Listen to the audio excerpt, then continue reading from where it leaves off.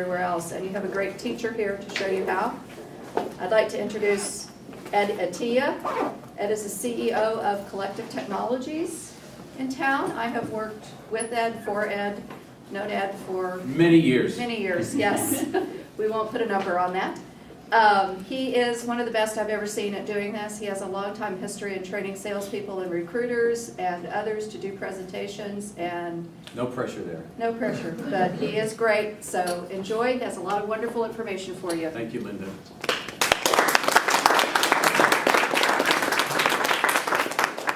Let me start by thanking you for taking the time to show up. That, to me, indicates the motivation to learn something that I consider incredibly important. And I'll talk to you a little bit more about what subject space we want to cover tonight, but the preview is simply this.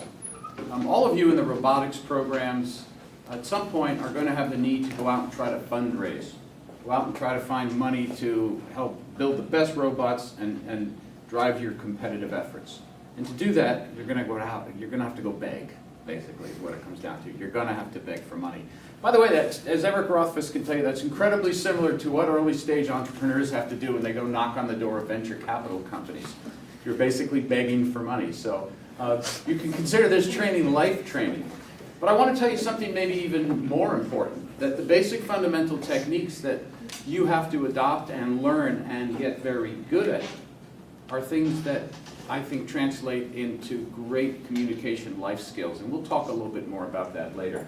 Let me get started in the interest of time, because we have a lot of ground to cover tonight. We're going to do it in two formal parts. I'm going to give you a presentation on some of my thoughts about how to communicate effectively and how to apply that to the process of fundraising. And then we're going to take the actual presentation that Linda and I and others have worked on to build that we will give to you to use when you go out to fundraise. It's a relatively short PowerPoint. The idea of this first session is to get you motivated to learn how to use the PowerPoint to your best ability. And then the purpose of the second session is to walk you through the PowerPoint so you're a little more comfortable with it. So without ado, let me get started. Who am I? So Linda said my name. I bet nobody really caught my name. My first name's Ed. You're welcome to call me Ed, because my last name is really tough. It's Atiyah, A-T-E-Y-E-H. Nobody can spell it very well. By the way, my sister says Atiyah. I say Atiyah. So just to tell you how tough a name it is, even my sister and I don't pronounce it the same. I am the CEO of a tech company in town called the Collective Group. It's, I think, my fourth startup in Austin. I, like Eric, am a serial entrepreneur. That's some form of mental illness that we haven't quite figured out yet, but one that will potentially afflict a lot of you in the room today. I'm also the father of two Westlake grads. I'm a very proud dad. My daughter is 26, lives in Dallas, engaged to one of the NFL football players, about to get married. My son is a second semester senior, graduating from the University of Notre Dame with a job already in September. He's very excited. So I know how good a school Westlake is, and I know what the potential of you as students at Westlake can and should be. I've seen how successful the Westlake grads are out there in the world. And frankly, as I said to Eric and Linda earlier tonight, this is one of the best academic institutions, I think, in the country today.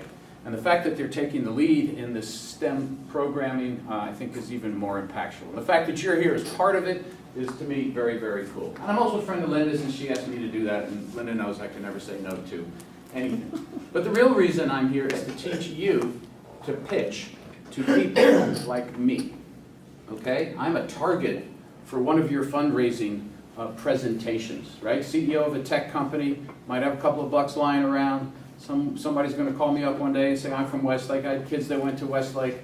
You know, I'd be a high-profile target. And really the value of what I'm here to tell you today is I'm telling you how I would want you to come into my office and communicate with me if you wanted to leave with a check in your hand. With that said, please don't call me, okay? This is my contribution to you. All right. So that's why I'm here. The next question is, why are you here? Why should you listen? Well, some of you may be here because you were told to be here.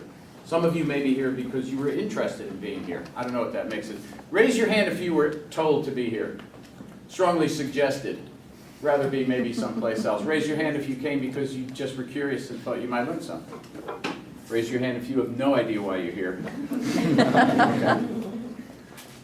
Well, you're here to talk with me or learn from me what I call successful presentation skills. You know, why is that important? Well, I think it's vastly important. Successful presentation skills, in my mind, are one of the, and maybe the single most important thing you can learn. I don't care where you go in life, what job you take, what role you play, what career path you pursue. The better you can communicate with those around, above, and below you, the more successful you are going to be, period. And even if you never take a job and you're a lazy bum and you sit at home, but you have a relationship with somebody, the more you can communicate effectively with that person, the better relationship you're going to have. There is nothing more important than effective human communications. Now, forgive me for what I am about to say. I have in my life worked with literally thousands of very technology-oriented people. Maybe what the rest of the world might be calling geeks sometimes. And I will tell you, it is not a discriminatory statement to say that people that are very technically minded are often not amongst the best communicators or orators. That is a fact. It is an ineffable fact. You can't deny it. I've got lots of statistic information to prove that out. In fact, they tend to disdain people who are very talky and salesy sometimes. But there's no reason why those two things can't coexist. In fact, some of the most brilliant technologists and business industry leaders I know have that mix of a tremendous technical appreciation and a great communicative ability. And when you find those two things coalescing, you find the guys that are going out there and building the companies of great value that are changing the world. And that's a fact.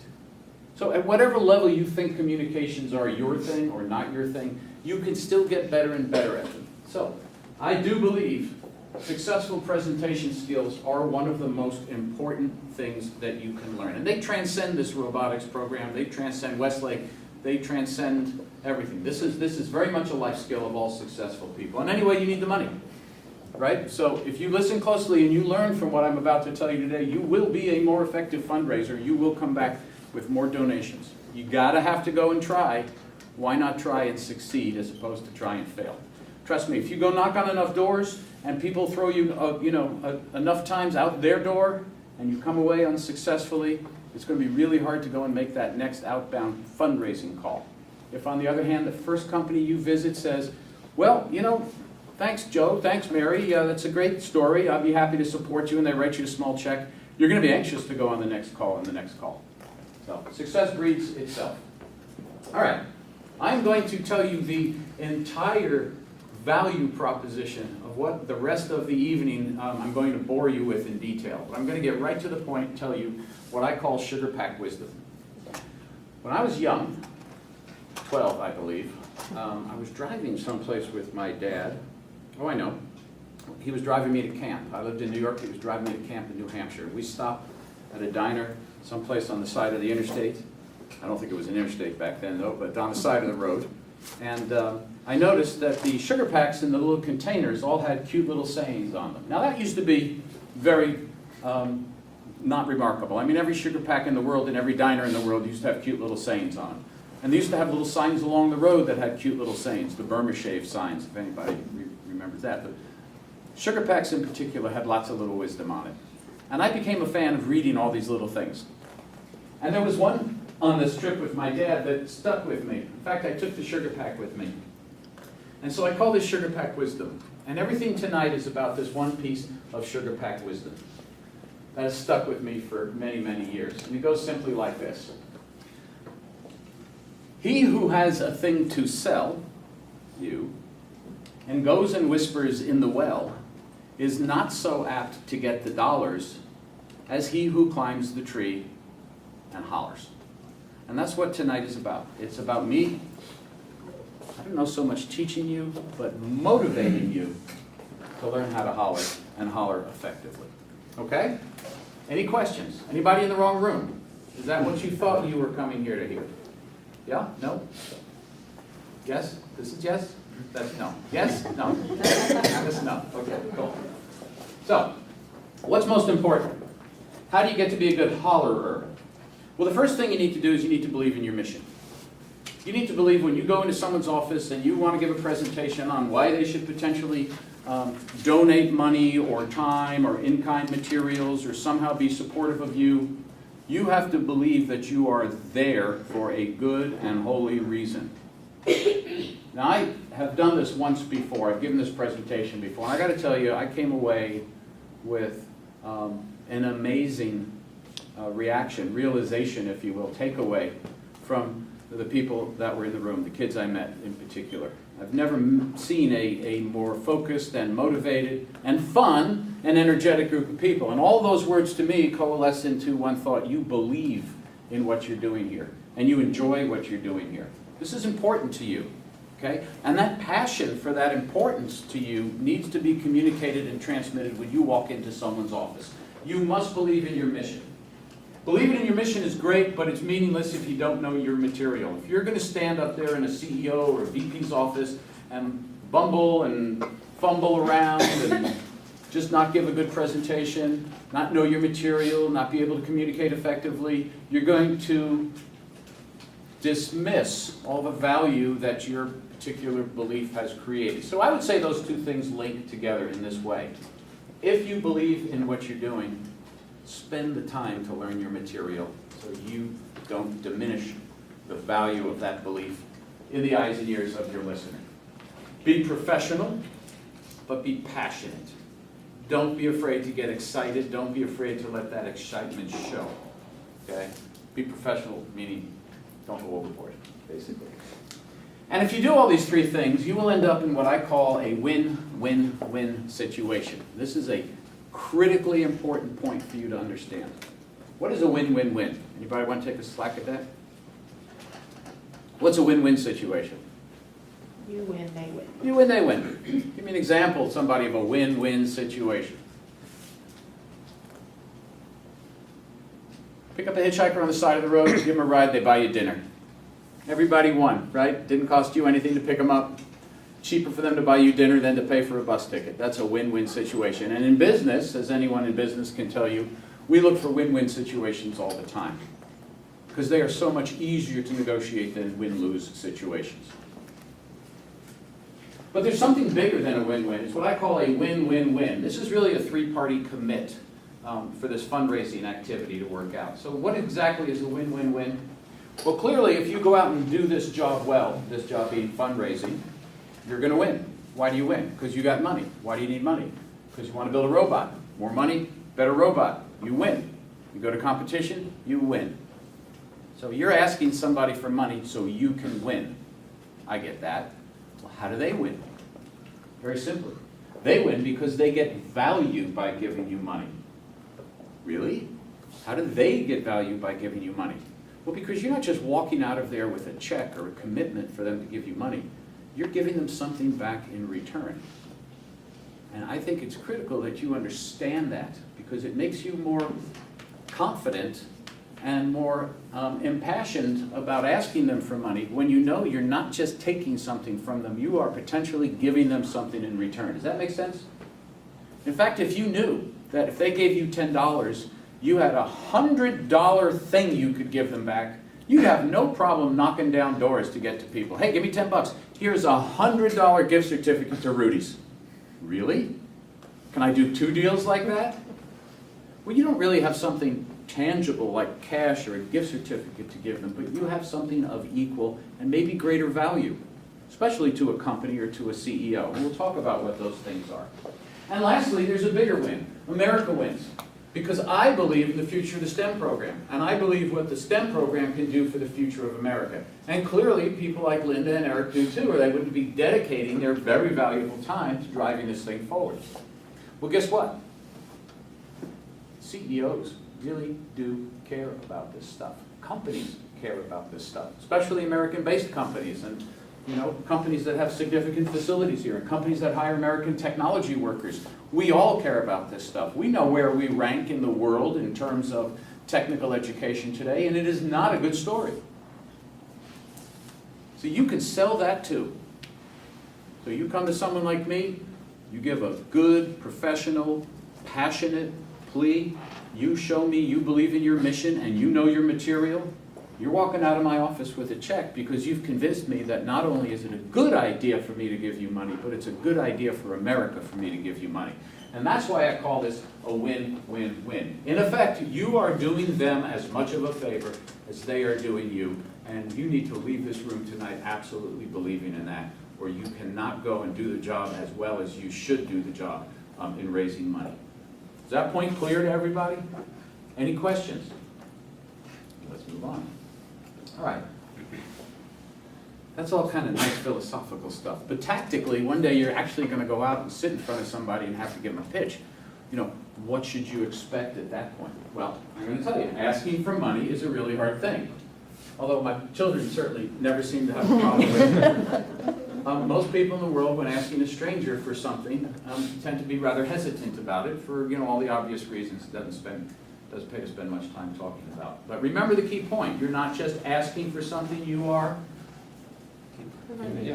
you're giving something in return. You're providing value to them too. Well, let me let you in on a little secret. As hard as it is to go and ask somebody for money, when someone finally has the nerve to come up to you and ask you for money, if you have money, it's kind of hard to say no. Okay? It's kind of, anybody that drives a car in Austin and stops at a stoplight knows this. You have all these street people that are coming up to you all the time begging for a handout. Now, I grew up in New York City. Okay? You don't walk 5 feet without somebody begging you for a handout in New York City, and you quickly learn to either get very calloused and hardened to it, or you go broke before you get to 32nd Street. Okay? It's as simple as that. And then you go read the newspaper and you find out that some significant percentage of the people that are on these street corners panhandling actually have homes, have cars, are on government assistance and support. You know, they do this for a living. They're a professional at it. And I know that for a fact because I actually know a couple of them because I'm the guy that stops and talks to them all the time. Okay? But even still, knowing all this is sometimes a scam. You're sitting at a light, and you're kind of avoiding eye contact. You turn the radio up. You hope you got your sunglasses on because that panhandler is coming right down on you, and you at some point are going to have to look at them and either consciously make the decision to not give them money or pray that they just don't get that close to you. What is the lesson there? The lesson is even people who have no right to ask you for something and who are not returning any value to you, there's something in us as humans that makes it hard for us to just say no. Understand that fact, know that fact, and use that fact. Because as difficult as it may be for you to get up the courage to ask for something, it really is, even to CEOs, difficult to sometimes say no. We all live in fear of our employees coming to us asking for raises because it is hard to say no. Okay? And I think if you go at this with the expectation of success, then the reality of getting said no to actually becomes less. In other words, if someone's sitting in front of me asking me for money in a win-win-win scenario, and they are passionate, they are articulate, they know their material, and they have every expectation of me making a reasonable contribution, and they exude that reasonable expectation to me, it becomes harder still for me just to simply say no. So, all right, audience participation time. I'm going to ask you a very simple question. Please jump in. I contend that there are 3 types of responses that you would potentially get if you walked into someone's office and pitched them on making a donation to the program. What 3 are they? Somebody? No. Yes. No? Who said no? Raise your hand, credit, that's a good answer. Okay. Anybody want to follow that with the second answer? Yes. Yes. And what's the third answer? Maybe. Maybe. Brilliant. See, I said Westlake's just such a smart school.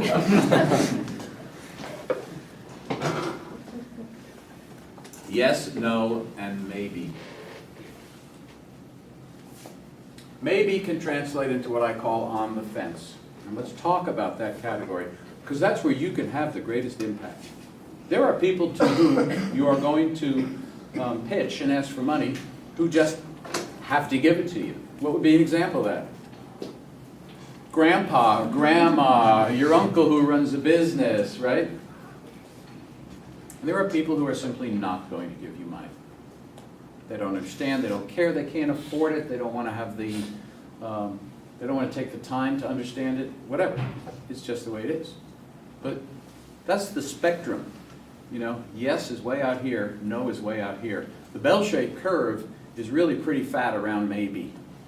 So where you want to spend your time, when you want to focus your hopefully wonderful fundraising skills is going to be about attacking the top of that bell-shaped curve, because that's where you can make a difference between people saying yes on one side of the fence and people saying no on the other side of the fence. I know you said you were leaving early. I won't feel bad, okay? Oh, Call me. We'll do this at Starbucks. All right. Basic public speaking tips, because that is also what you are doing. You are going to be speaking publicly, even though it may be just you one-on-one with someone. Not likely. It's probably at least two of you. I think we travel in packs, right? Yes. Yeah. Know your material well. That's not that hard. Okay? I look back, I'm a huge history buff. You don't know that. I'm a huge history buff. All I do when I drive in my car is I listen to audio CDs about history. And then I get home and I scan all the stations for History Channel stuff. I cannot absorb enough history. When I was in school, I couldn't absorb any history. Nor did I care. It's the craziest thing. I wish I could go back to like my high school, American history course just to monitor it. But I didn't. I thought it was a stupid use of time to have to memorize a bunch of dates. By the way, even though I'm passionate about history, I still think it's a stupid use of time to have to remember a bunch of dates. I think all that matters is you remember the chronology. French and Indian War came before the Revolutionary War. I don't really care if it was 1754 or 1756. What difference does it make? The fact that my daughter doesn't know the French and Indian War came before World War II, that really bothers me. So know your material perfectly. And that's simple. I'm going to give you a slideshow that's only got 12 slides in it. You got to know what order they come up in. I like builds. You know what builds are? In PowerPoint, that's a build. Okay? That's a build, that's a build. Meaning the whole slide doesn't just slam into you at once. Why? I'll tell you why. Because people who don't do PowerPoint well are better off throwing the whole thing up there. Because while they're babbling away, what's their audience doing? Reading the slide. What is the worst thing you can do when you're giving a PowerPoint presentation? Read your slides. It's an insult to your audience. However, if you take the time to know your material and you know what's going to come up next when you click the button, I like remotes, okay? Then you get two levels of interactivity with your audience. You get a visual one, which is simply reinforcing what you're verbally saying. And why? Well, because people have eyes and people have ears. And if you can attack both sensory inputs, you're mapping to two places in their brain, and it is a much more powerful message than if they are just not listening to you and reading, or if they are just listening to you and have no visual input other than seeing you talk. Right? Makes sense, huh? Okay. Practice your transition language. Transition language means if I know the next bullet that comes up is going to be don't look at your slides, then everything I'm saying to you right now should be in preface of don't look at your slides coming up. But you all know this, right? Did they teach public speaking in high school? Not enough, okay? Not enough. And comprehensive writing skills are failing in this society as well, because no matter what you guys think, you cannot write well with your thumbs, okay? That is another fact of life. Okay, we already talked about don't just read your slides. And occasionally you're going to make a mistake, and when you do, try not to show surprise, don't freeze up. If a slide comes out in order because for whatever reason you didn't remember it, not a big deal. Just kind of don't look like you made a mistake. Or you can simply do what I do, which is just take the headlines of every slide, print them out before you go to your presentation. While you're sitting waiting to be shown into the executive's office, just go over them, and it's perfectly okay to refer to them in the course of your presentation. Okay? So, how do you get to do all these things well? There's one word. Practice. What's the old joke? Excuse me, officer, how do I get to Carnegie Hall? Practice, practice, practice, right? And then this one's a personal pet peeve. I have turned my back to you, but I automatically raise my voice when I do. It's physics, guys. You're great at this, right? I'm bouncing my sound waves off this surface. If I was standing in front of this, I'd have to talk even more loudly. And when I turn around, I try to modulate my voice, so now I'm not yelling at you. But I would contend that no one in the back of the room has trouble hearing me, do you? Did you hear what I said? Come again? Just joking. How many times have you sat in a class and one of your fellow students gets up to give a presentation or report, and what do you get? Looking down, mumbling into their, not articulate, why is that? Because when you go out and you start talking about how the chaps did last week on the football field or something, that's not who they are. What happens to your communication skills when you're under pressure? Well, they break down. How do they break down? Well, when you're nervous, everything tightens up. Even the muscles constrict in your throat, which actually raises the tone of your voice, makes you sound a little squeaky. You don't like the way you sound.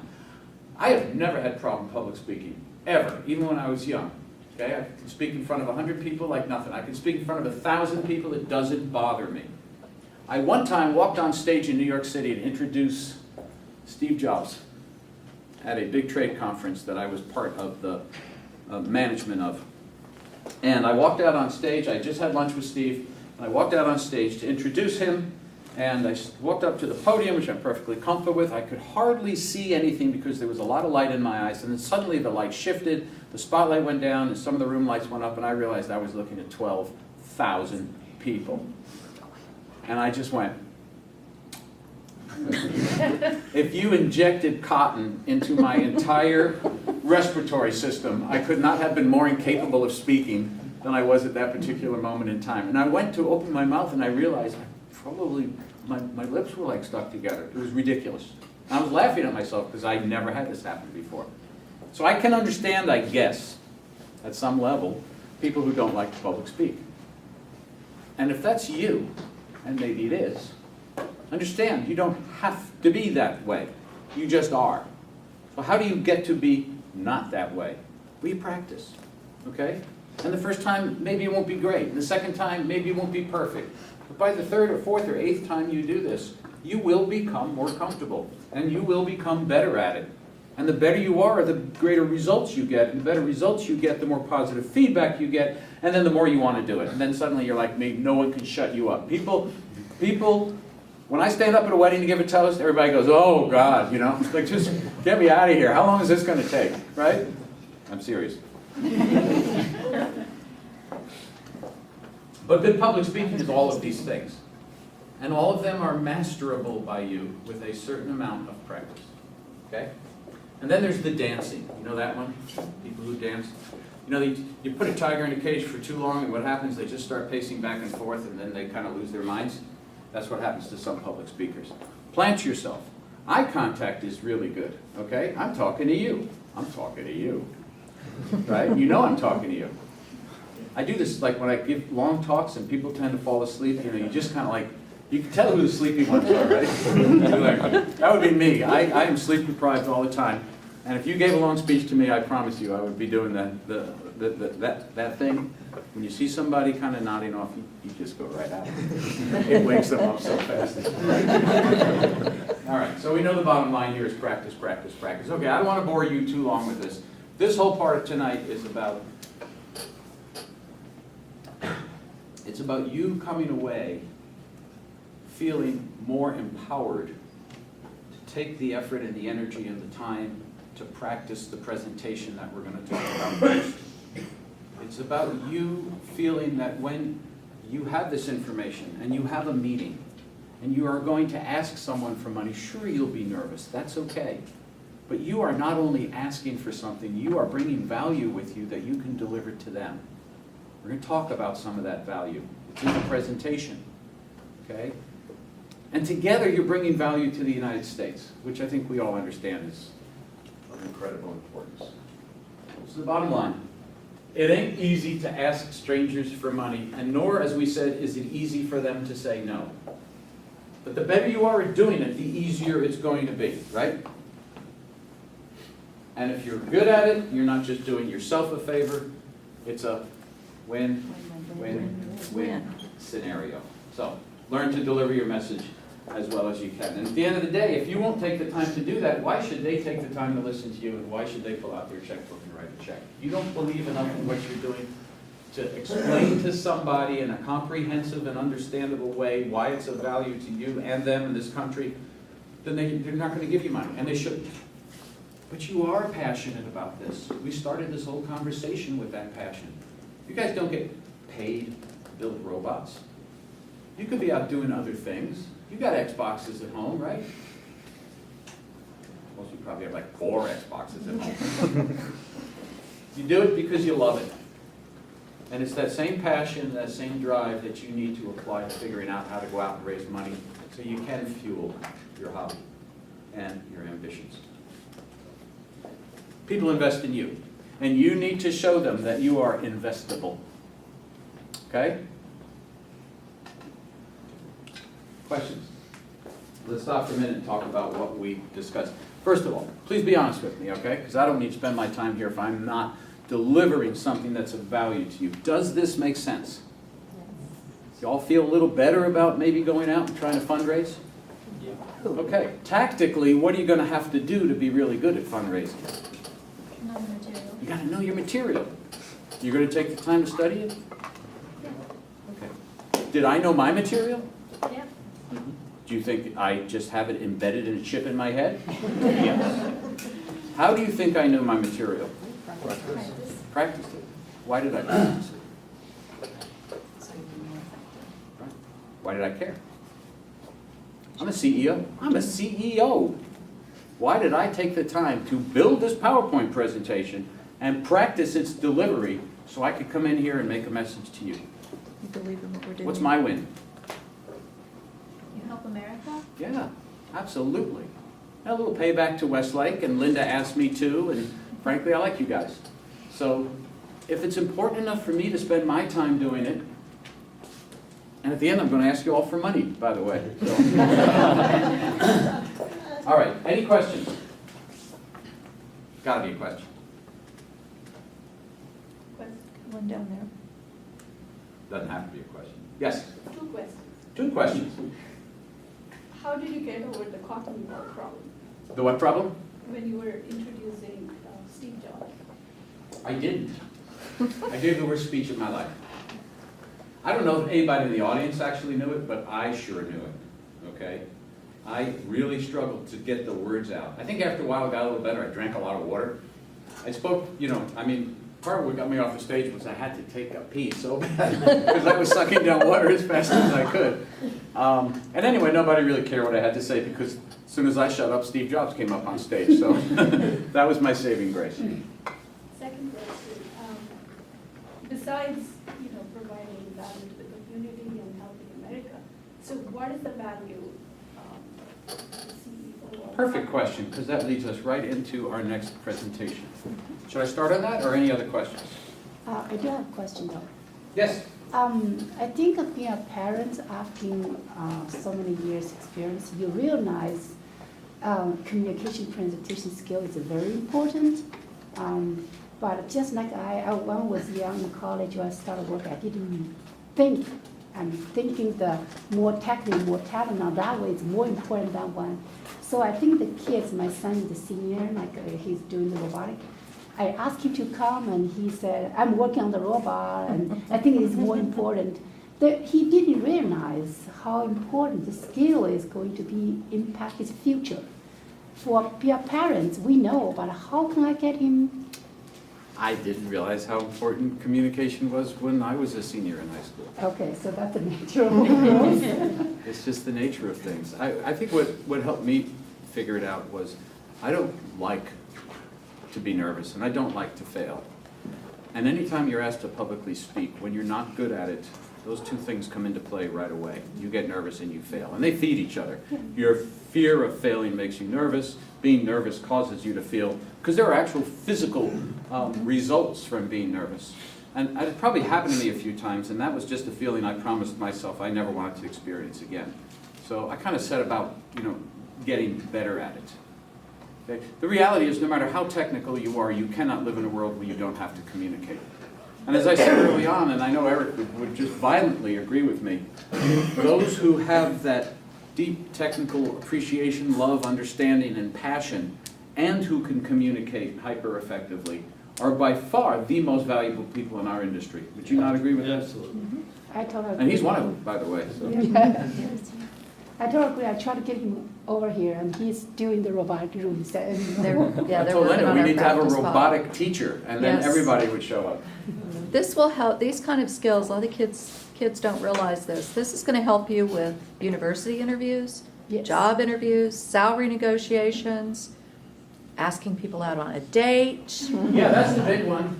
you know, believe me, it will help. You know, No, my, I'm serious. You know, Yeah. I hated freshman year in college when I had to take Psych 101. And I sat Psych 101 the first day, and I remember my psych teacher saying, this is all about how to be successful on your first date. And then every guy in the room just like sort of moved to the front 3 rows. And then he went on, and I, you know, back then I went to University of Notre Dame. It was an all-male school, so. And then he started talking about the power of positive reinforcement. That was the first thing we learned in Psych 101. How every time your girlfriend does something that you consider acceptable or beneficial behavior, you need to reward her in some way. You know. So anyway, I would go there. Yeah, let's stop there. yeah, I think my friends, they sent this, they spent $3,000 something to send the kids to a public Yeah. speaking class privately. So Yep. I think, Well, I personally believe that every high school student should undergo 2 types of training that most never get. There should be specific communication training, written communication, which has gotten terrible in this country, by the way, and public speaking. And the other one, I think every kid should go to an accelerated or advanced vehicle dynamic and handling course. I race cars, okay? And I have since I was, you know, much younger. But, you know, we put kids through driver ed, and then suddenly we have 1 millimeter of ice in Austin, and I drive down Westlake, and there's just cars all over the place. And I'm laughing because I grew up in the Northeast. But I think we should have, you know, get your kids out in the parking lot and slide that son of a gun around all day long. So the first time your car slides out is not the first time you've learned to deal with that. Okay. We're going to move to part 2 now, which is the actual slideshow that if you were sitting in front of a potential donor, you would be giving. And let's talk about just the dynamic of that for a moment. I think it's the case that by the time most of you came to the room, the screen was down, the projector was on, and the front splash page slide was up, right? So you knew you were walking into a room that said something about WESTA and something or other, okay? That's, you know, I got here at 5:35, hung out and ate pizza, I like pizza, and it was free. But I made sure, I kept saying to Linda, when could we get to the room? Why did I want to get here? Because I wanted to set things up ahead of time.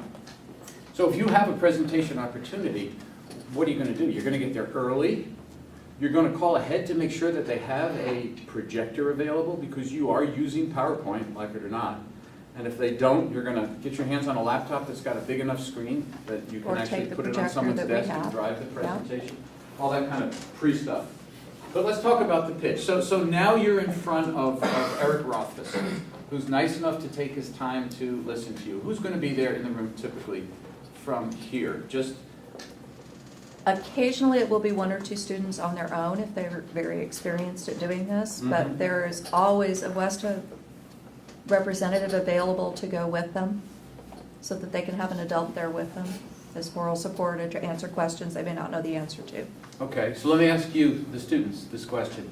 If you were going to do this, would you rather do it alone with 1 or more other students in a group or with a parent? What's your feeling on this? What would make you most comfortable the first few times?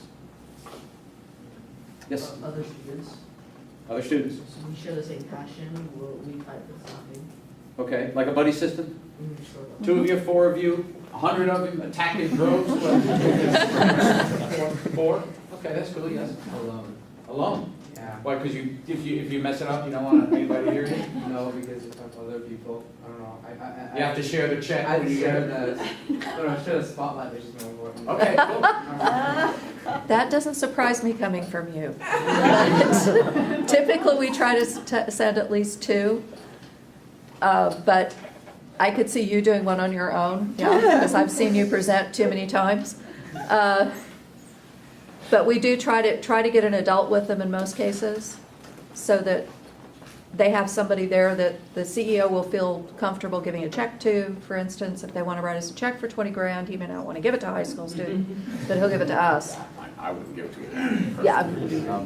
Yeah, cool. So I think whatever works, Mhm. right? I don't, there's nothing wrong with going in with 4, okay? And nothing wrong with going in with 2. 1, I like it. I like it. And parents, probably for the first few, that's always a great idea. Maybe it's always a great idea.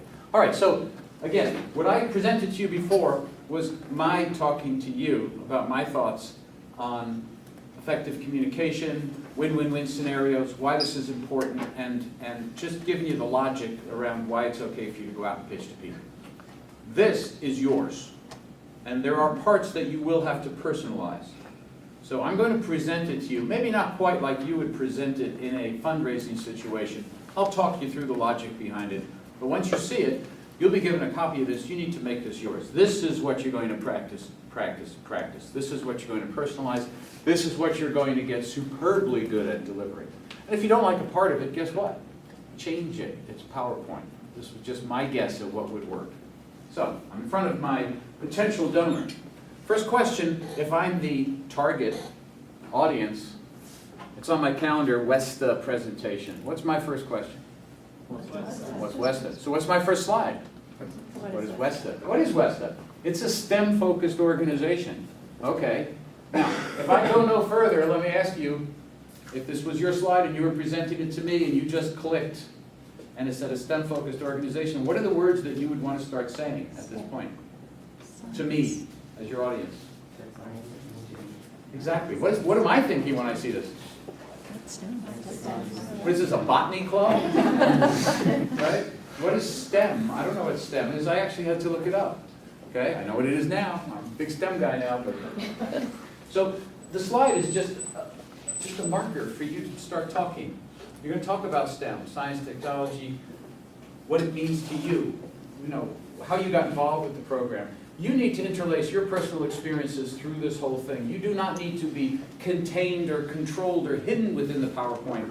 The PowerPoint is simply a vehicle to give you easy places to interject your personality, your experiences, your passions, your thoughts, and you. Right? Remember how we ended up on the last slideshow? What are they investing in at the end of the day? You.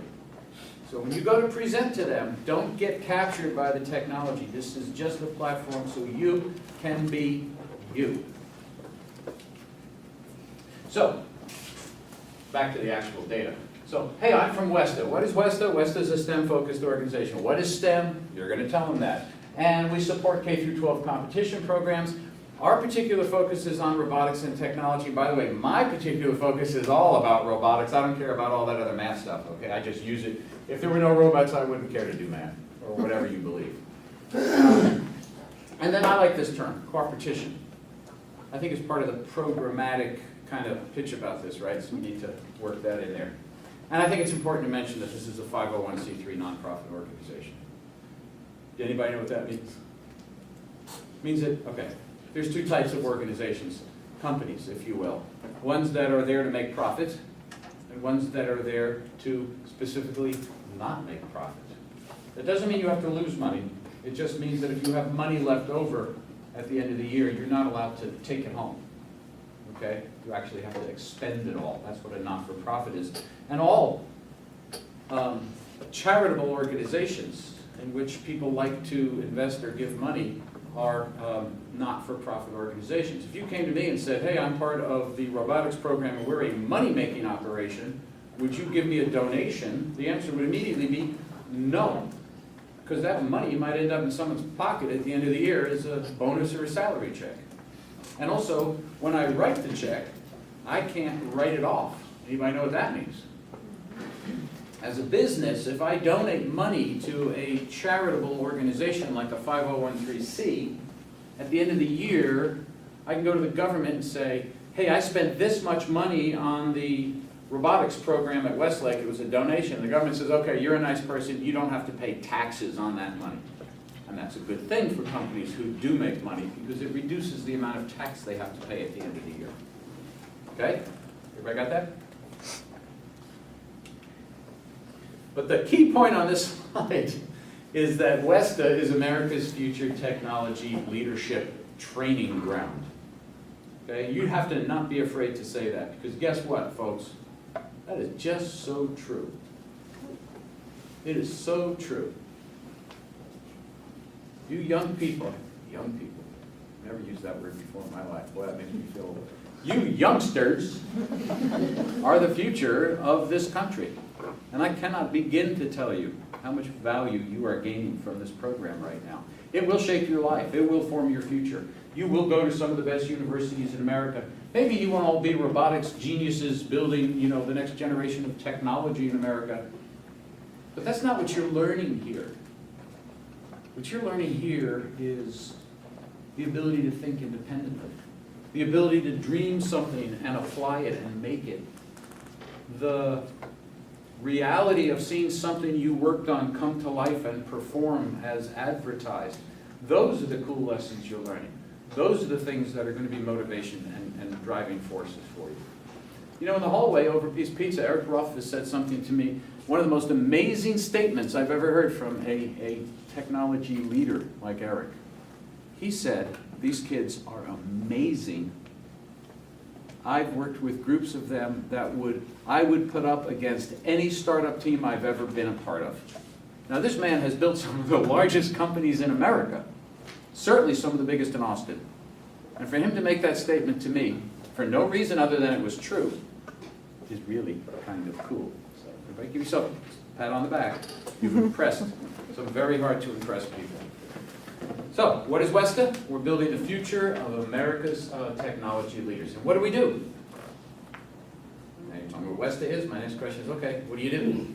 What do we do? What do we do? Build Okay, what robots. do we do? They build robots. We build robots. And here's your turn for your face to light up and for you to get passionate, because if you didn't understand or feel comfortable with anything else I've shown you so far, I know you feel good about this stuff, right? Is anybody a robot? Any of your robots in any of those pictures? Yeah. Yeah? Which ones? Raise your hand. Tell me about a robot here, somebody. What's your name? Daniel, Daniel. Which robot do you have an affiliation with? bottom left. That one? Yes. Did you build it? Yes. Does it have a name? Hermes.